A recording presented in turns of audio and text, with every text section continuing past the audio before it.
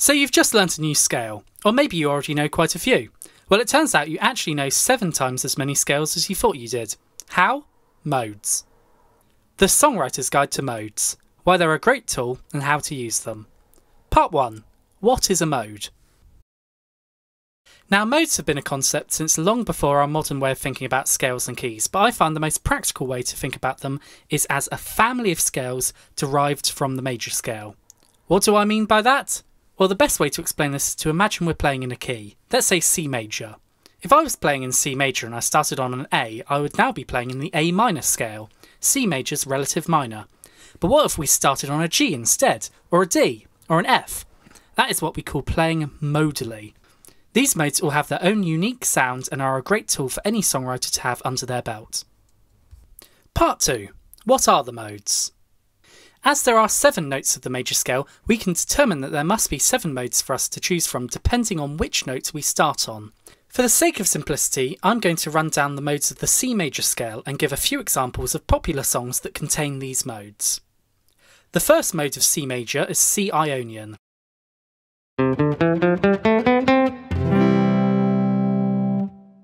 This mode is literally just C major. If you're playing in C major, you're playing in C Ionian. You can't get simpler than that. Listen to pretty much any upbeat pop song for an example of Ionian in action. Starting on a D instead of C, and you're now playing in D Dorian.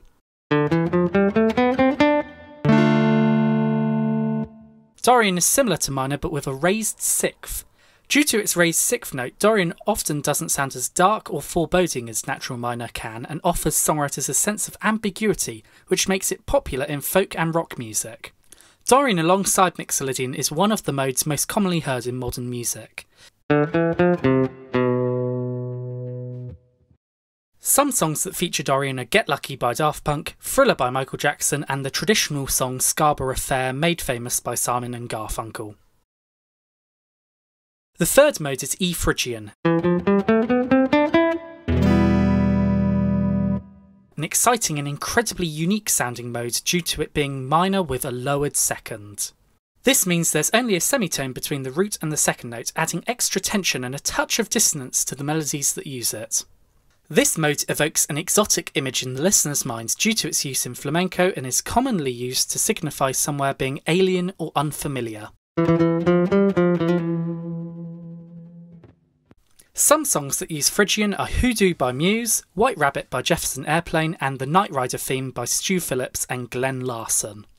One thing to note is that these pieces all use a combination of Phrygian and a related scale, Phrygian dominant. Switching between these two scales is very common and is the way they are most commonly heard.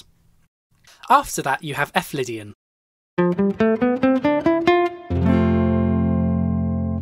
Lydian is a major mode with a raised fourth and pieces in it can easily go between a feeling of dissonance and resolution, which helps to create a dreamlike and hypnotic feeling.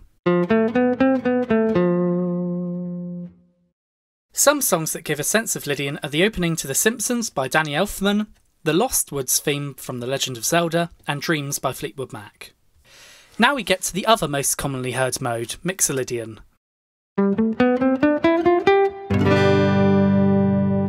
Mixolydian is the major scale but with the 7th lowered, meaning that the root chord of the scale is dominant and has a constantly moving quality that helps drive songs.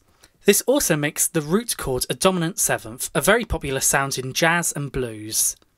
It's for this reason that Mixolydian will often be heard in rock and jazz fairly regularly. For example of this sound, listen to Clocks by Coldplay, Royals by Lorde and Sweet Home Alabama by Leonard Skinner. Our penultimate mode is a simple one, Aeolian.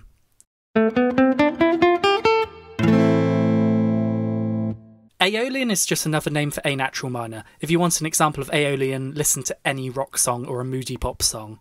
Now last and probably least is B Locrian mode.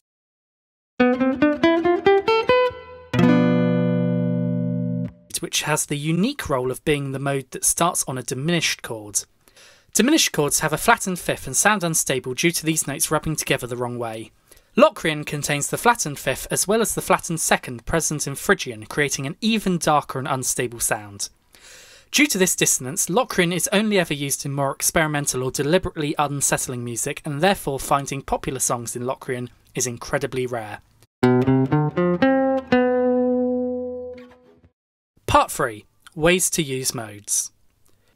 So you now know all the different modes of the C major scale. Now what?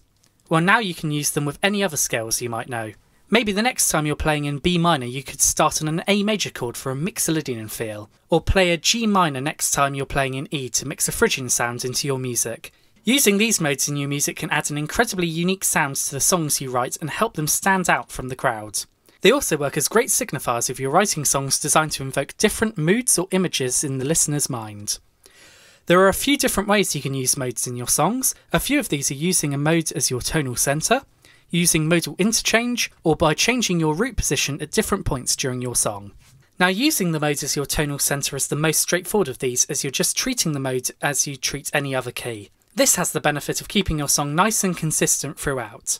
But maybe you don't want to be held down to the sound of just one mode in your piece. That's where modal interchange comes in, swapping notes and chords from different modes in and out where you see fit. This is a very common use of modes, as musicians will experiment with different melodies in their songs and often find something that sounds nice but doesn't technically fit in the key, like playing a B flat in a solo in A minor or making an A chord major in G major. The third method of changing your tonal centre in different sections gives you the freedom to use some of the unique sounds of these different modes and gives each new section its own flair. So the next time you're writing in C major, why not try starting your bridge on an F major chord instead? Part 4. Writing in a mode. Now, the best way to get a sense of how to use modes in your music is by seeing an example. I'm going to write a piece of music in a funk/disco sound in F Lydian, emphasising the raised 4 in the bass riff, which, alongside this, reinforces the root notes of the chords being played.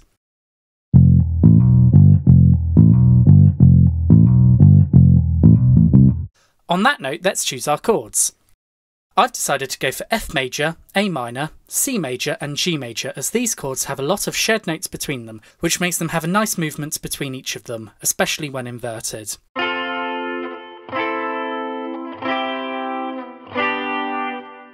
I made sure the guitar was very rhythmic and staccato to add to that disco feel, doubling this up on the electric piano as block chords. After this, I improvised over the top in F Lydian until I found something I liked the sound of.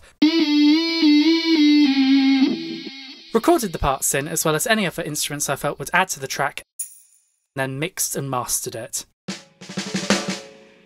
Let's see what I was able to make using those steps.